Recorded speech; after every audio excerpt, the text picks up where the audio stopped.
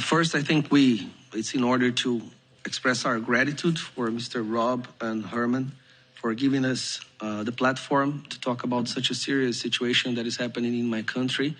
We've been trying for the last 3 to 4 months, find good-hearted people, people who love freedom and democracy, to help us show the world the dire situation that the biggest democratic country in Latin America is under right now. So I express here our gratitude, and I'm sure I speak on behalf of the vast majority of the Brazilian people who love freedom and love democracy, that we are forever in debt for this generous action. Before I start, I think I ask everyone who is here present today for a little exercise of imagination. I will describe certain characteristics of a country in Latin America, and I would indulge you to try to figure out what country am I talking about. This country, we have now the justice making the opposition ineligible, taking away their political rights. This country, there are sitting members of the congressmen being arrested for their opinions. There is persecution for whoever seeks transparency in the election. There is a total criminalization of one side of the political spectrum. The media has become completely controlled by the judiciary. One person decides what can be said and what cannot be said, and if you defy this person, you go to prison. One person admits that he is the victim of persecution, but he's also the investigator, he is the accuser, and he is the judge, and he's the one who sentences whoever defies his words. And there are hundreds and hundreds of political prisoners. Many of you might be thinking that I'm talking about Nicaragua, maybe Cuba, or maybe Venezuela. Well, it's no secret. For the meeting we're having here today, I'm talking about Brazil. Yes, I'm not talking about known dictatorships of Latin America. I'm talking about the biggest democratic country in Latin America. Before we came for this trip, for this mission, we had a conversation in which we said that there's a big chance that the moment we step our foot back in Brazil, we might go straight to jail. Even at the airport coming here, I remember talking to Bia, we were afraid that we would be detained before leaving the country. And the reason for that is because the same day that we were on the airport to come here, we had this scandal of Twitter Files Brazil.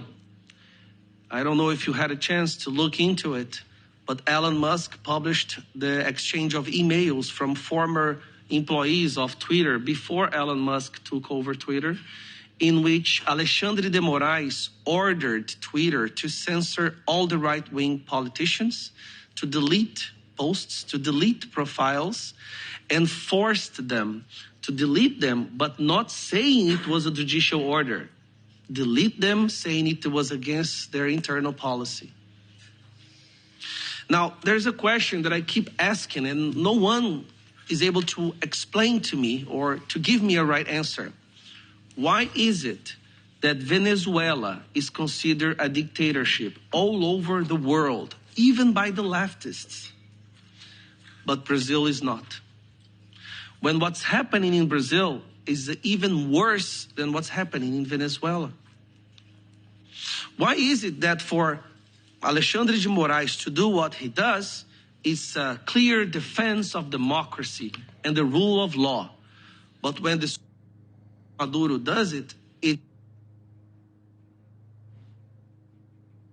this is something that I haven't been able to find one person to explain to me. One person. In Venezuela, we have institutions, right? What makes a country a democratic country? Throughout the history of humanity, we set in place devices and institutions with one goal in mind, to make sure that a tyranny will not happen again. Am I right? But tyranny is like a virus. They always find a way to adapt and use whatever was put in place to make sure it goes to power again. And they are learning how to do that even with our institutions, with Supreme Court, Judiciary, Parliament, Executive, everything. They were able to find a way.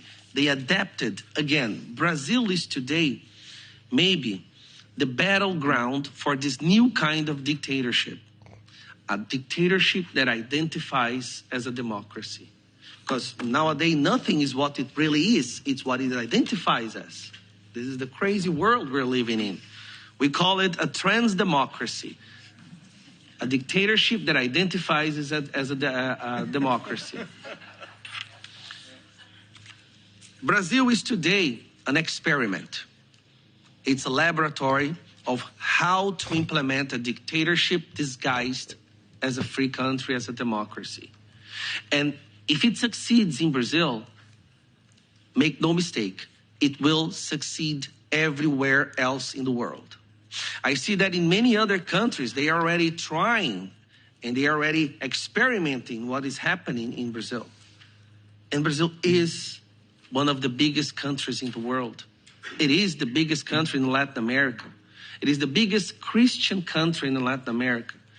I cannot let my country, the country of my children, of our children, become a dictatorship without a fight. And I'm not afraid of being arrested anymore. I gave my life to God, honestly.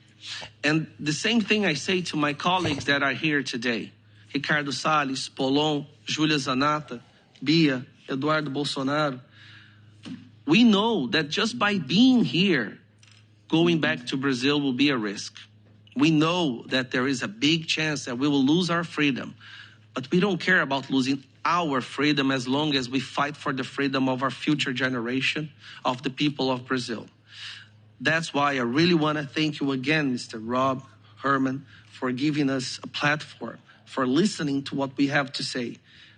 I don't know if we'll have to travel the world with this message, but we cannot let Brazil become a dictatorship. And when I say become, it's to be recognized as one, because it already is.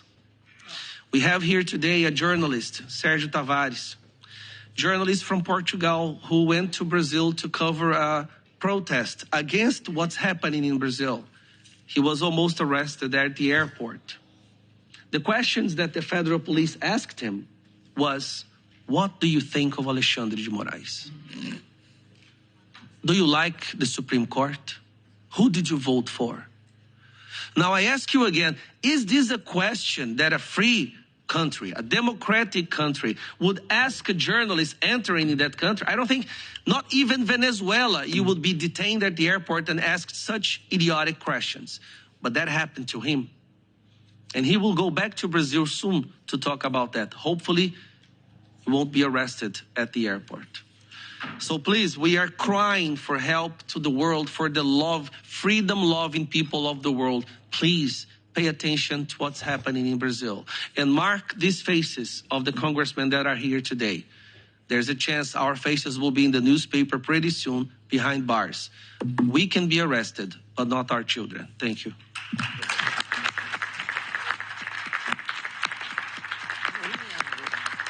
Falou bonito, hein?